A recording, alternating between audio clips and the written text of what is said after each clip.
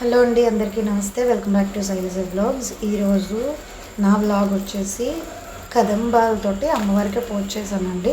అనుకోకుండా మార్నింగ్ నేను లేచి వాకిట్లోకి వెళ్ళేటప్పటికి కదంబాలు రాలి ఉన్నాయి. వాటిని మా చెట్టు చాలా పైకి ఉంటుందన్నమాట. సో కాబట్టి దాన్ని కోసే అంత సాహసం నేను చేయట్లేదు.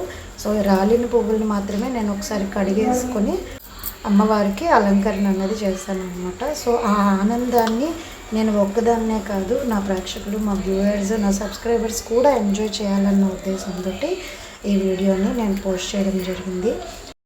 లలిత సహస్రంలోని 23వ శ్లోకం కూడా ఇదేనండి. మహాపద్మటివి సంస్థ కదంబ వనవాసిని అని. మా దేవుడి గూడంతా కూడా కదంబాలతో నిండిపోయిందండి. నాకైతే చాలా ఆనందంగా ఉంది అండ్ మనసుకు కూడా చాలా తృప్తిగా ఉందన్నమాట కదంబాల మధ్యలో అమ్మవారిని చూస్తే. ఈ శ్రావణ మాసం మీ అందరికీ కూడా అమ్మవారు ఆశీర్వచనాలు ఇవ్వాలని కోరుకుంటూ ధన్యవాదాలు.